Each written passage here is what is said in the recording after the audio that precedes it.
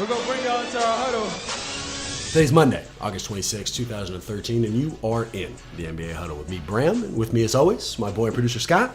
Scott here. And joining us again after a couple-week hiatus, Justin, trapped in Golden State, Taylor. Couldn't get anybody else to come in August, huh? We tried so hard, man. I mean, really, we tried so hard. Now, jokes aside, obviously, we're happy to have you.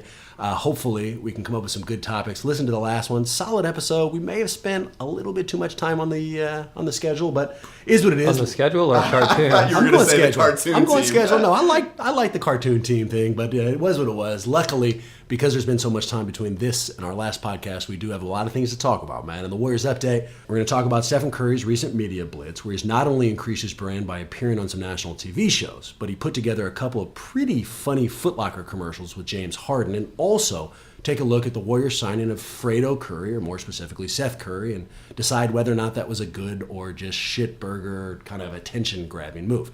Then, in the look around the league, we're going to say goodbye to a true legend, Mr. Allen Iverson, who just recently announced his retirement, figure out the best portions of his career, and then collectively decide, does this guy belong in the Hall of Fame? But first, a little bit of housekeeping. Now, let's get the sponsorship out of the way. Uber is, in fact, still our lone sponsor. If you are a responsible or a degenerate drinker, don't feel like finding a cab, press a button on your phone. They come to you, kind of like your own personal driver. Now, it's worth pointing this out, and I'm sure, Scott, you're going to cut me off. Their actual tagline is everybody's personal driver, which is cool. But come on, push a button and they come to you. You don't think that's much better? You've been pushing that slogan for quite some time. It hasn't worked out. I like it better. I do. That purposeful use of the word pushing was super can there, buddy. I'm not really a big fan of that. Next issue on housekeeping, and this one's an immediate one. We got to come honest. This is, in fact, our third opening of this first show. First one, we got, what, 5 minutes in, Justin? How far did we make it? That's putting it way over. And what happened? I don't remember. It wasn't very good. It's a good thing we started over. Scott's shitburger equipment completely screwed us again. We started over, and I was so frustrated that I was terrible. So hopefully this third go will be the charm. I guess we'll find out. It's going to be easy to keep it under 30 minutes if the equipment keeps screwing up. Which dovetails right into the second piece of housekeeping. Scott and I kind of have an undercover deal here. The audience, we are always absolutely forthcoming. Since we kick it with you guys, we want you to know what's going on. Here's the deal. I am crazy frustrated that we don't come out on a consistent basis. Our shit might come out on Monday, might come out on Sunday, God knows. I'd like a consistent date.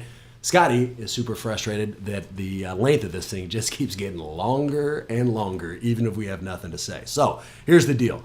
I'm supposed to keep it under 30 to 35 minutes, and Scotty says that if we do that, we can try to make this thing a little bit more consistent. So at the end of this program, if we are in fact over 30 to 35 minutes, know that Scott is crazy upset, and God knows what day it'll come out. And I think that you're trying to pin on me the lack of consistency as if I had something to do with that. Totally your fault. I think, personally, we've been nothing but consistent, coming out pretty much every single week. I guess so. I mean, we don't have to spend too much time on this, but when I got really into The Simpsons, I knew they came out on Sunday. When I try to watch Breaking Bad, I get in front of my TV on Sunday night. When I want to listen to The Huddle, I have no fucking idea. Tuesday night, Wednesday morning, Sunday afternoon. That's no true way. with a lot of podcasts, and I still listen to them. Well, and I hit refresh every morning. I'm fired up to see if they come. If I was on those other podcasts, I'd give them shit about their consistency too. Since I am not and can only work on this one, I'm willing to work that deal at 30 to 35 minutes. All that said, it'd be great if we were consistent. I don't have a problem with consistency. Justin, weigh in here. Would you prefer us to be on the same day or what? I'm tired of people on Trapped in Golden State asking me when the next NBA Huddle is. Why don't you guys take care of that? Hey, why is it up to me to tell anybody else when your podcast is coming out? How about a little info here? Quick shout out, because all I've done is taken fairly nasty shots at people on your site, including a pimp named Slapdick. But Slickback, damn it! But who is a great commenter? I will throw that out there. And I got to give credit to my boy John Kilroy. I'm on your fucking side, right, buddy. I love you. Please keep supporting the show. Before you get out of the housekeeping section, I have to get my take in for the all cartoon team, because you guys spent like an hour talking about that last week. And at least. As much as I thought that it was concerning how much memory you guys have of these cartoons, of course it got me thinking. And I just want to add a 12th man to that team. It's got to be the Animaniacs and the Kent Bazemore role going crazy on the bench, right? Now, to be fair, that'd be like the 12th through like 18th, because there's definitely more than one. But they all fit in one seat, so it's all good. Fair enough. They make my team. What do you think, Scott? I think that we're now 6 minutes in, and you guys haven't even gotten to this week's show. So if you want to make this 30 minutes, I'd move on. 30 to 35 minutes. We just burned our extra 5 minutes. Let's move on, though. You're absolutely right. Let's take a look at the Warriors update. And as billed, let's talk about Curry's media blitz. Like I intimated in the beginning, Curry has been all over the place. He's been on a couple of national TV spots and the commercials. Let's start with the national TV spots. First one was an appearance on Good Morning America, a ridiculously canned and fairly boring show on ABC, I think. My wife watches this one. Do you guys watch it at all? No, I just know. I just noticed they have that TRL format now, where they have all the people outside going ape shit to get on Good Morning America. I don't understand that aspect of the show. Who the fuck are those people who get up hell of early to wave into a camera that's not focused on them? And I don't know why I was just waving at the microphone there, but I mean, you get what I'm saying. I felt like I was in TRL when you did that, so I really appreciate it. Well, nonetheless, Steph Curry did appear. TRL reference, that's what I love. Two TRL references. I'm a little ashamed of that, but yeah. I know this guy's trying to. That's who did it first. That's who did it first. That's all I'm saying. Okay. I mean, if we spent 50 minutes on cartoons, we don't have to spend 10 minutes on TRL. What we do need to talk about... and the origins of crowds outside of windows. My God, and Justin waving at the microphone for God knows what reason. Nonetheless, here is Curry on Good Morning America talking about his participation with a charity program called Nothing But Nets. Steph Curry makes me miss SportsCenter, that's for sure. So then you decide, in an off season, you have time to spend. You decide, again, to go to Tanzania, where they are desperately in need of malaria nets like the one you're holding. Why did you decide to do it? I've been a part of the fundraising for that campaign since college. My roommate and teammate there, Brian Barr, he introduced me to the cause, and to do the 3 for 3 challenge I did this year. Every 3 I made, I donated 3 nets to families in need. I'm going to make the same mistake Justin did and mistake this for a video podcast because you guys weren't watching it, but I have to say it. Steph was dressed like Waldo from Where's Waldo in that clip, which I do not understand at all. Memo to whoever the hell is in charge of what the fuck he wears. No more randomly striped and super tight shirts. You're taking our boy and making him look like an asshole on national television. But the clip itself was for good reason. He looked like he was dressed like the 7th grade. That's like what I wore in the probably 7th grade. We need to get a photo of that immediately. As bad as it is, next to most of the NBA players, he still looks like he's very fashion conscious. God, next to the announcer, though, he looks so small and skinny. It's amazing this guy plays in the NBA, and it's such a high level. That, or it's amazing that the announcer doesn't play in the NBA. It's also amazing the announcer was able to speak with both of Curry's nuts in his mouth. Oh my God, he's such a fanboy. Oh, he's standing hell of close. He gets hell of nervous in the beginning. You make me miss SportsCenter. I don't remember the announcer on SportsCenter. Do either of you guys know whether or not he was on there before? Or? I've never seen he was on Sports Nation. I think one of you guys mentioned that, and they also turned SportsCenter into Steph Center at one point. Yeah, we saw that, and that's not going to be a part of this show, but you're absolutely right. He did, in fact, before we move on to the ESPN thing, let me say one thing that's not joke-related, that Steph would be involved in a charity program like that, but not just donate money, actually donate time in his presence to go all the way out to Tanzania and actually spend time with the people there is deserving of our credit. We spend most time shithousing things like shirts, but at this stage, I at least want to point out how amazing it was that he showed up on there. Yeah, I mean, he's out there putting his time into good causes where most guys are out putting their time in a strip club. So, well, I'm not willing to say that strip clubs aren't good causes, but I will agree that you need to. A lot of college education's being funded there, right? 100% factually correct. Justin alluded to it. Steph didn't just end his ABC appearances on Good Morning America. He also went out to their affiliate ESPN and spent some time on a show called Sports Nation, which seems like a TV version of a morning talk show. It's like zany and super goddamn annoying with Max Kellerman. It did have a couple of good clips, none of which are worth playing here because they annoyed the hell out of me. But he did, in fact, appear there, talked with the host, and increased his brand even further. Did you guys catch that at all? Those shows are just one more reason why I'm glad I have a job. Is this show now rivaling? Fox started their whole new sports channel. I haven't seen that one yet. I've heard a lot about it. Yeah. I haven't seen it yet. It is. I mean, it's the same kind of over. Oh, okay. We got to play it just so you can get a sense of it. Here's Steph on Sports Nation. Last season, your Warriors won 47 games and advanced to the conference semis. Front office had ostensibly strengthened the roster by adding the excellent Andre Iguodala. And the NBA schedule has you guys slated for 26 nationally televised games. The franchise record. Steph, what's your hashtag for your Warriors' expectations this season? Kind of playing off of the 07 team that had that "We Believe" tagline following them when they beat Dallas in the first round. I'm going with "We Belong." So it's time for us. We have to prove that we're, a team that's capable of being on that playoff scene every single year. I feel like the front office has done a great job adding Iguodala. Hopefully everybody will be healthy coming back. Guys, that Harrison Barnes is your sixth man. I know, coming off the bench. Harrison Barnes. We got a solid lineup, and Coach Jackson has a lot to work with, so we have to prove that we belong on that Where do you stage. belong? In the conference semis, in the conference finals, in the finals with a chip? Where do you belong? Go on record, brother. Go on record. We're the best, one of the best in the West. We were in the Hold on, you just said best, and then you said one of the best. conference semis last year. All right. Improve on that? Improve on that. All right. Take baby steps and get to what we're trying to get, was a championship eventually. How crazy annoying is that show?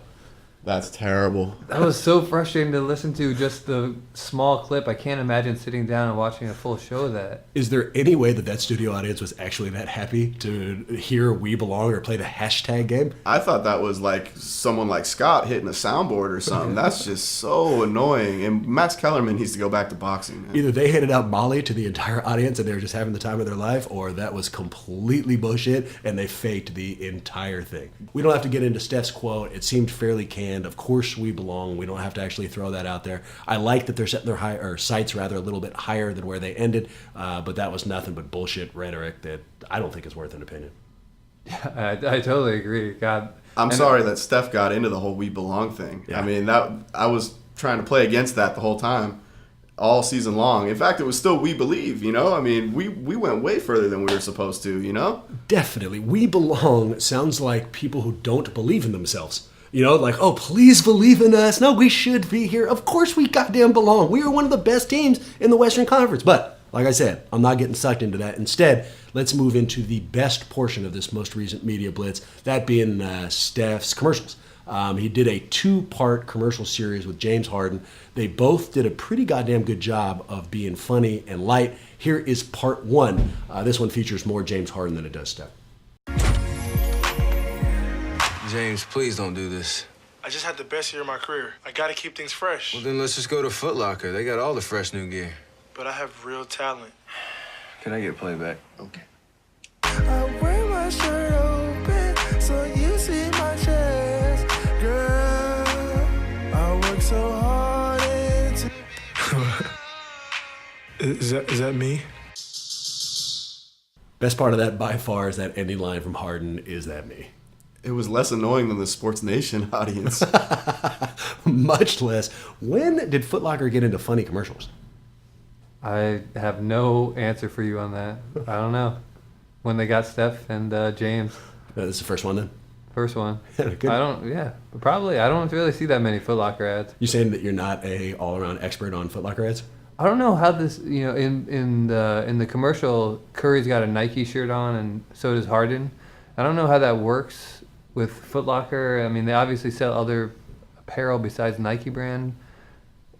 I don't know. Explain. Is Nike partly paying for this? They're both Nike guys, and Nike probably does have a hand in, making sure that their guys are front and center. And I'm reasonably certain that Foot Locker does in fact sell Nike products, so there's probably some connection there. I was a little bit worried that this segment would get off on tangents. None as boring as whether or not they should have Nike shirts in Foot Locker commercials. So thank God we covered that angle. I'm really glad that we nailed that one. Before there's some other terrible tangent, let me go ahead and just play the second part of this commercial so we can focus on something else. Here's Steph's answer in the remix to that commercial. This is Steph and Curry on the remix. Yeah. No, I look the best. James, I noticed that you think you can sing, but this is the remix with Steph and Curry. You should probably not quit your day job. So put down that mic and stick with basketball. Basketball. Basketball. Steph and Curry. Steph and Curry. You were with Harden, now you're with the best. My life is a party. and you were my guest. You think you're a singer, but your notes are flat. Please button up that shirt, no one wants to see that. Harden, I noticed you singing a song. So I sang an even better song. We're in no hurry to hear more from you.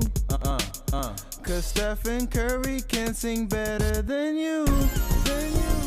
Than you. Curry on the remix. Stephen Curry on the remix. You with Harden, and now you with the best. You see my chest. The singing in those commercials or the clips of Steph dunking on Clay in Tanzania? Not on Klay Thompson, but literally on Clay. Good clarifier right there. Because we both know two things. One, Steph has never dunked on anyone in her life. And two, Clay does not play post defense, so he's not getting dunked on by anybody. I would say the shots of him trying to dunk while running on Clay up to that basket. But they had all those shots. For those who don't know what we're talking about in connection with the Nothing But Nets work, Steph, like we said, showed up in Tanzania, and they had a bunch of these still shots where I guess he got a bunch of campers or kids, whatever it was, around this clay court. It looked like above the air up there, looked like a scene directly out of there.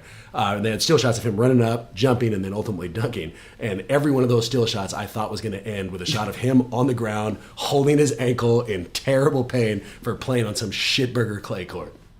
It might have been a Warriors scouting mission secretly. I think the Warriors probably had a couple of scouts and a couple of trainers with him just in case he ended up on his face in one of those dunks. And it kind of I was waiting for Kevin Bacon to pop out from the air up there. Jimmy Dolan, the Jimmy Dolan shake. The Jimmy Dolan shake. I might have been a San Antonio scouting mission where somehow one of their filthy spies showed up and said, "Steph, how about you try to dunk on this shitburger court and see what the hell happens?" But bring it back to this commercial. The Stephen Curry remix, I really like how they made it you gotta see the video because they made it a good homage to an 80s cheesy pop recording. Yeah. All the music videos from the 80s used to have this footage in the studio with some canned guy wearing a newsy hat. Having the time of their life while singing. Yeah, they're behind the soundboard and talking into the microphone. Before they used to spend millions of dollars on music videos that nobody sees. Absolutely right. I didn't notice, Scott, were they wearing Nike shirts in this one? They blurred the Nike shirts in this one. So this must not be an official. Adidas must have had a hand in getting this one kind of censored. You know what I like about this? You know, those old videos, like the Dre Day video where they blurred out the little the Adidas digitized cover up. What I like about these commercials, we've gotten to know Steph as a player more and more over the last couple of years, and his face has become recognizable, but his personality has not. We don't know anything about him. Outside of when he took the mic after the San Antonio loss last year and welcomed everyone into their huddle and talked to the crowd for a minute, we haven't heard this guy's voice. We certainly haven't had a glimpse into his sense of humor, and this one showed us both. You know, he obviously doesn't take himself too serious, was willing to hop on and sound terrible, film the video doing it.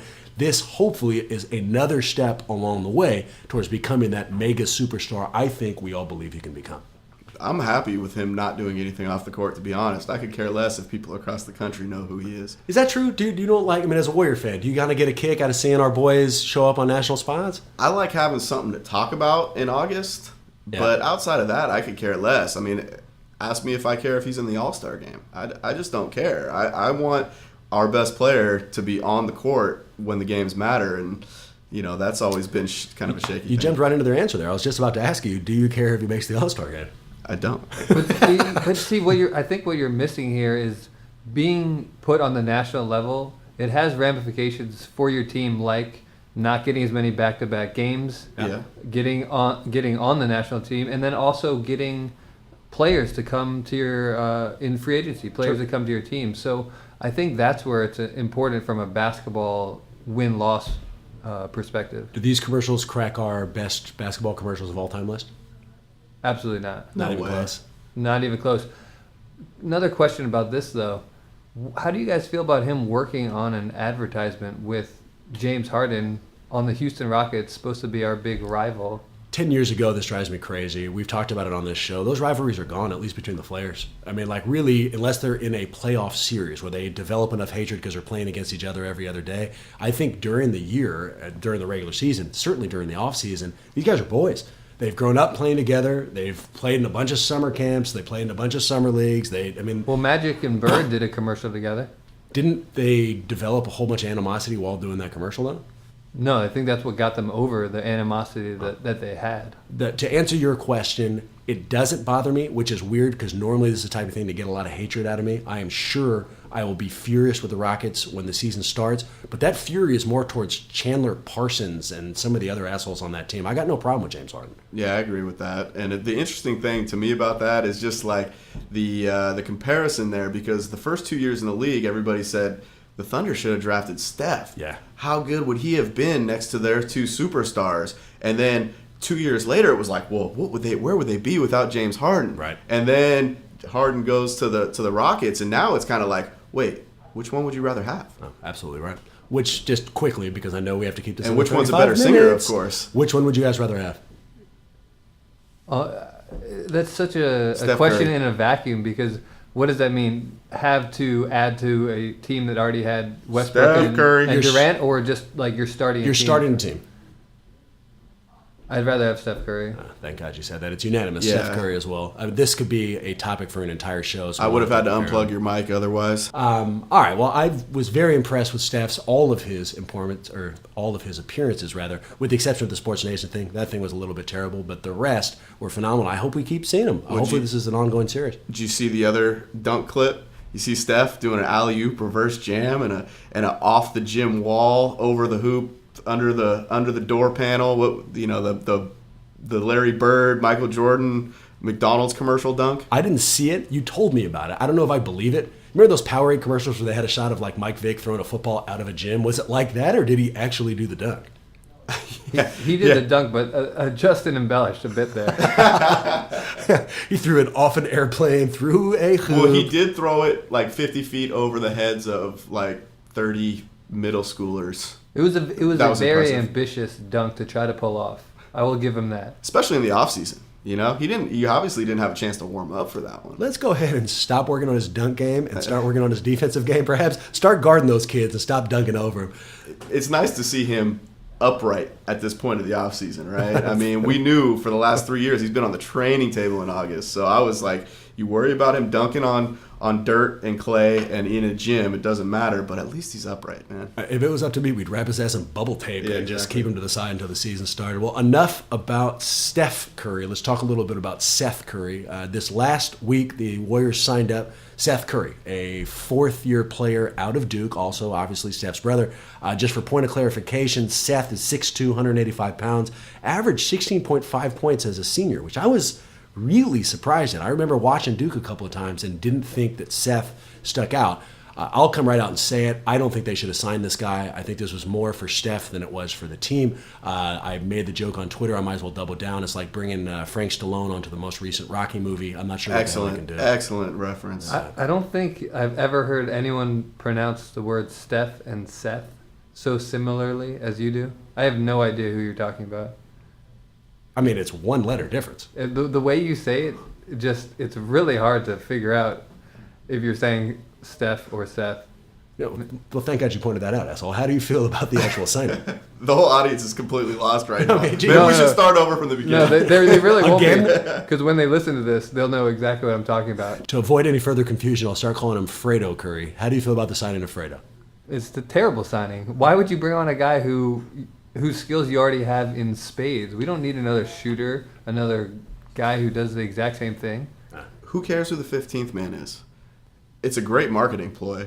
I mean, we're all talking about it right now, right? And what else is there to talk about in August? Steph's Foot Locker commercials. Right. Other than that, I mean, you're paying a couple $100,000 to make your best player happy. Right. And I mean, the numbers weren't disclosed, but it's certainly not. It's not guaranteed at all. No. It's just an opportunity to show up, see if he can make the roster. Probably be a D-League signing. I'd be surprised if he did. I think the more interesting question is, why does Fredo Curry do this for his career? Yep. And I think it actually goes to show you the confidence he has in the Warriors D-League as being a program that can produce successful players. because a lot of other people would have gone to play in Europe. And do you take offense that he would rather play for the Warriors D-League team than be the sixth man on the Wizards? There is no way he would be the sixth man on the Wizards. Do they still have a team in Washington? I mean, it's unbelievable. I cannot take this ridiculous disdain for you guys made the playoffs for one season and you're just on this high horse. It kills me. Was that a yes? Because I haven't heard shit from the Washington non-professional team. You haven't heard anything? Well, they've been doing some big things this offseason. As in, I didn't say anything. Signing John Wall to max extension. Oh, that was a great signing. Twice the money Steph Curry got. I was so happy about it. Good for you for making us talk about that shitburger team for longer than 30 seconds. Parting shot on Seth Curry, just in case we haven't had too many cartoon takes. Seth? Fredo, I'm sorry. Just in case we haven't had too many cartoon takes, and a cartoon I'm sure neither of you remember. This guy looks just like a Munchichi. I mean, I thought you were going to say Shazam. Just like, no. I still don't know who the hell Shazam Nobody is. knows who the fuck Shazam is. In fact, did they sign Shazam on Washington? That would actually be a huge step in the right direction. All right. Enough about the Warriors. Let's take a quick look around the league and let's focus on Allen Iverson. As we mentioned, Allen retired from the league just last week. I think he is a surefire legend, possible Hall of Famer. Let's quickly talk about the best moments of his career. First one that comes to mind for me, 2001 Finals. He hits that fall-away jumper. In fact, let's set the stage. 76ers, he carries them on his back all the way to the Finals on a team... On his back? Featuring nobody. Come on. What? Look at the Grammar police just came calling. No, the guys on the team. You have problems with Todd McCullough.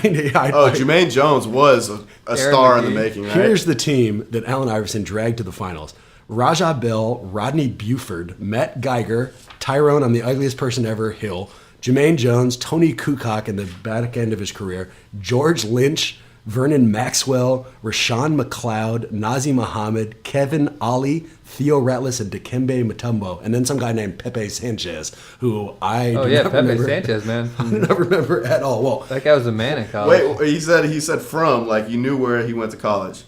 Yeah, Temple. Oh my God. That's crazy. I can't believe you knew that. It's factually correct. I'm looking at looking at the roster right here. Nonetheless, that's incredible knowledge. Allen Iverson not only dragged her in the finals, faced a almost unstoppable 2001 Laker team that was coming off 19 straight victories, had beaten San Antonio by an average margin of 22 points a game.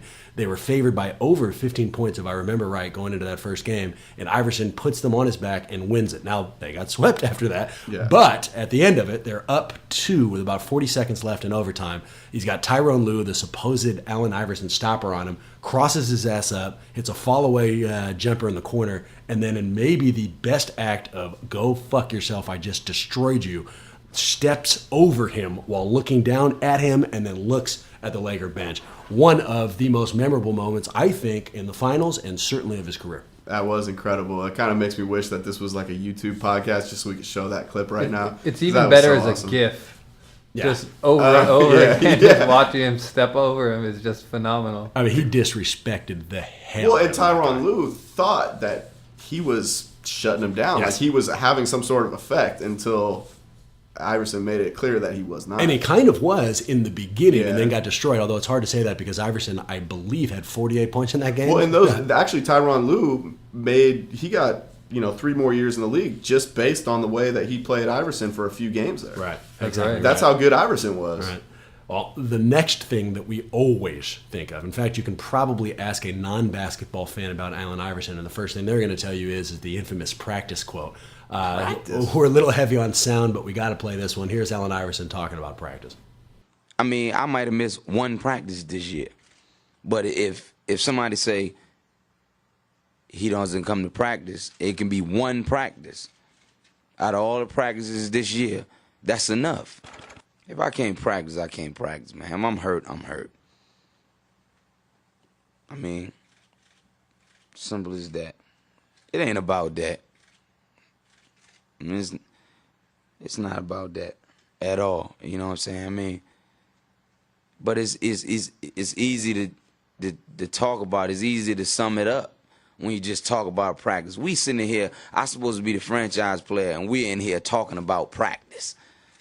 I mean, listen, we talking about practice. Not a game. We talking about practice. Not a game. Not the game that I go out there and die for and play every game like it's my last. Not the game. We're talking about practice, man.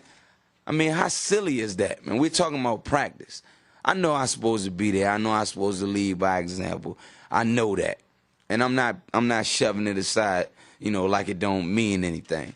I know it's important. I do. I honestly do. But we talking about practice, man. What are we talking about?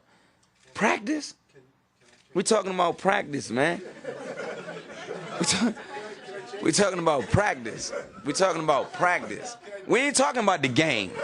We're talking about practice, man.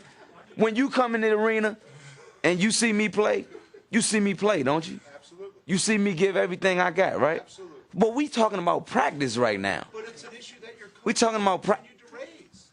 Man, look, I hear you. It's funny to me too.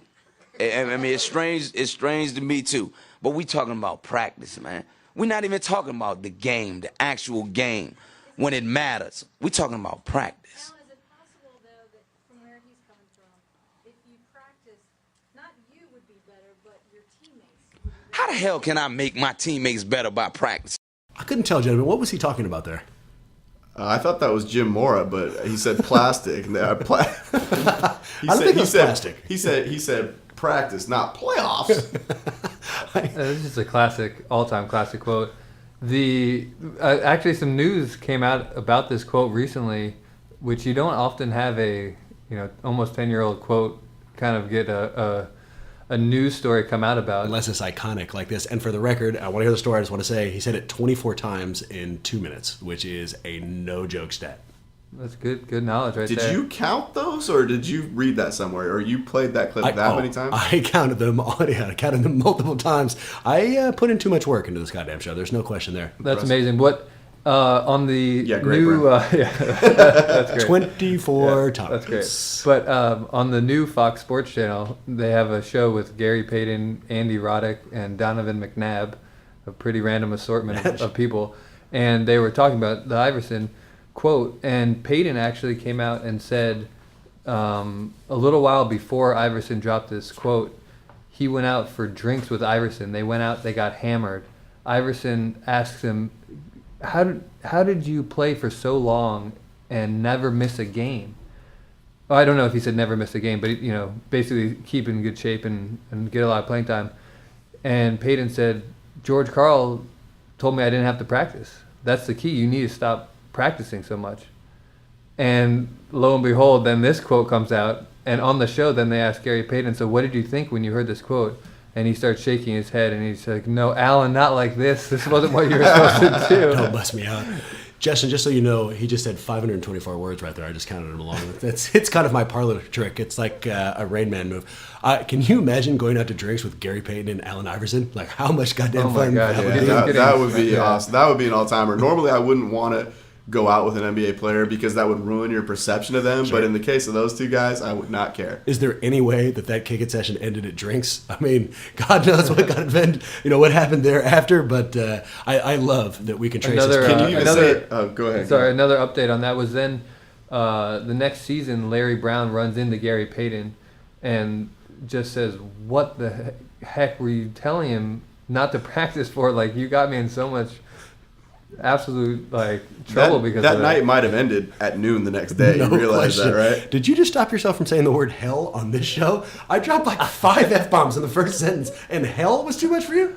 Yeah, that was strange. I don't know why I stopped myself there. I was really struggling with that. You clammed right up. You got really nervous, man. I mean, when Jesus, Ned Flanders on you for a second. That's exactly there. right. His eyes got hella squinty, like, oh, I can't say hell. But feel free, man. Open up. Yeah, I also wanted to say shit. I didn't say it. No, you got that. You got a little. That must have felt good, though. Got a little worried, man. Okay. Yeah, let your hair down, Scotty. You'll be fine, buddy. Don't worry about it. Just make sure you bleep that out when you edit this. Obviously. I mean, Jesus, we can't be hearing words like shit or hell on here. All right, last portion of Iverson's career, at least I wanted to touch on. This one used to sting me, but we got to say it. It was 1997 when he was right. I don't know if it was his first year, but certainly within his first couple of years, Jordan was at his apex. They just had that 96 team where they put up the 72 wins. And Jordan gets stuck out on Iverson on a isolation. Iverson shakes him just once. Phil Jackson called Jordan to be on him. Well, he had no help, I guess. They're at the top of the key. It's just Iverson. It's just Jordan. Iverson crosses his ass up twice, not just once, and then buries a jumper in his grill. Great play, certainly memorable. And I didn't know this until just recently, but Iverson actually gave us a pretty great quote talking about that play. Here's Iverson. I used to always tell my friends, when I get on that stage, I'm going to try my move on the best. And I never forget the play. I never forget coming off the screen and him switching and Phil Jackson hollering his name, telling him to, switch out on me. And then I gave him the first little one, and I seen that, he was biting on it. And then I hit him with the second one and made the shot. But the craziest thing about it is I hit him with my best move, and he still almost blocked it. That was so crazy about it. That just let you know, how great of a defensive player that he was. Yeah, that was a great clip, man. You're on fire with the sound bites today. But he didn't use the word practice once in that one, in case you were wondering. Thank you. Jordan and Iverson, they're actually very similar. And my favorite thing about Iverson throughout his career, as amazing as he was, is he never took nights off. Obviously, you can't compare him to Jordan. He doesn't have the rings, but he never took a night off. If you went and saw the 76ers, even when they sucked, you knew you were going to see something when you saw Iverson. My favorite moment of his career wasn't a moment at all. It was the only game I've ever sat courtside at a Warriors game. It happened to be against the 76ers in 2003, right? We're at our worst. But I know I'm going to see Iverson up close, and that was just incredible because the guy brought it every single night, just like someone like Jordan would, He was absolutely fearless. I used to hate this play, as I'm sure has been really evident from all these podcasts. I've got a special spot in my heart for Jordan, even as a Warrior fan. Grew up during the Jordan era, so he was always kind of the benchmark. Which is why I love this play. Yeah, Jesus Christ. Well, I hated it up until I listened to this quote. I always also viewed Allen Iverson as a fearless savage, but as kind of a brash guy, maybe a little over the top, maybe a little not so humble. And this quote shows the exact opposite.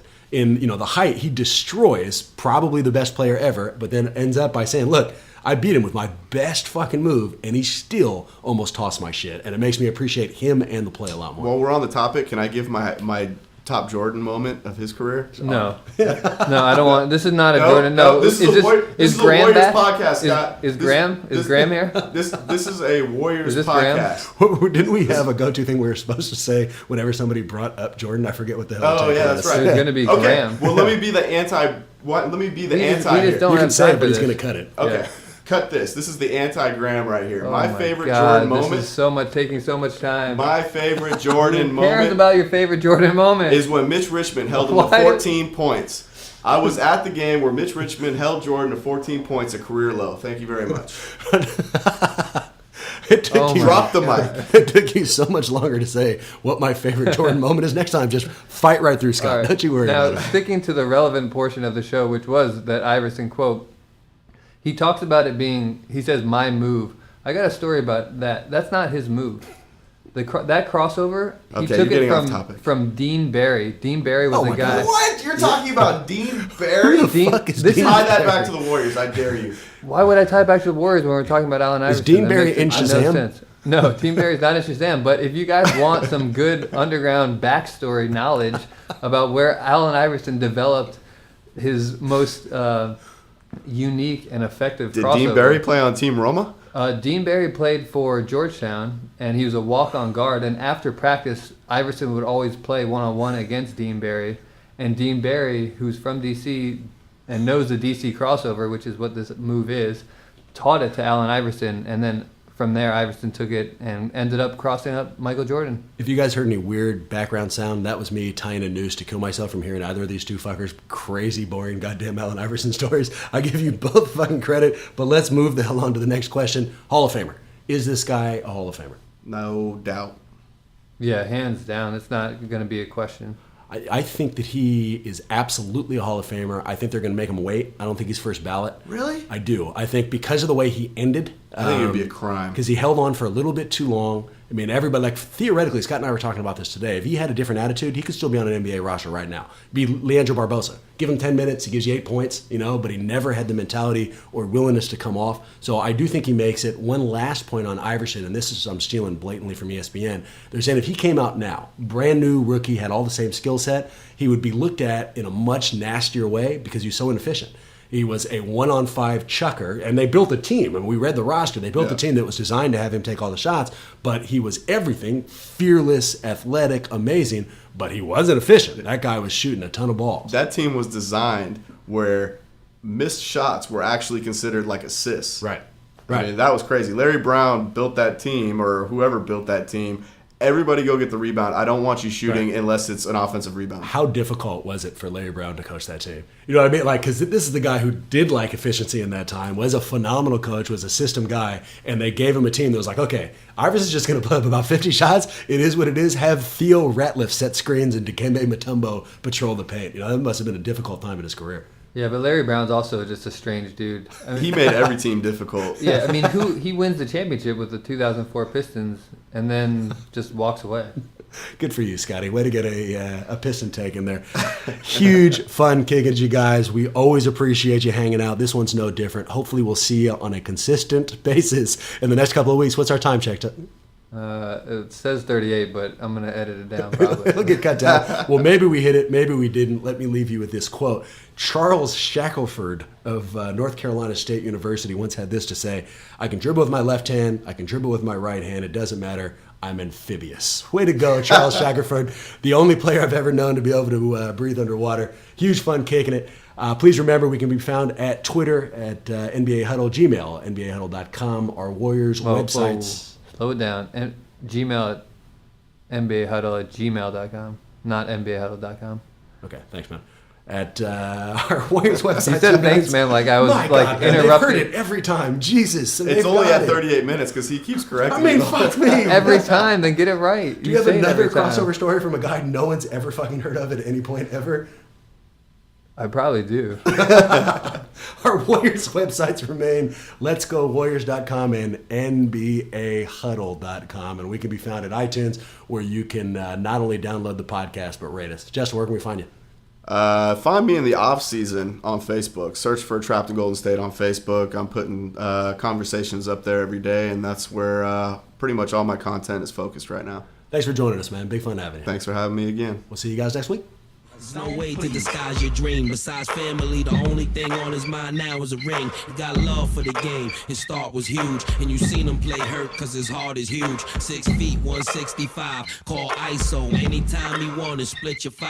Play to win, he don't play for stats. Brought the hood to the game, and they love him for the braids and tats. Yeah, track masters, AI and J Kiss. Make sure you go out and get a pair of A6. Good.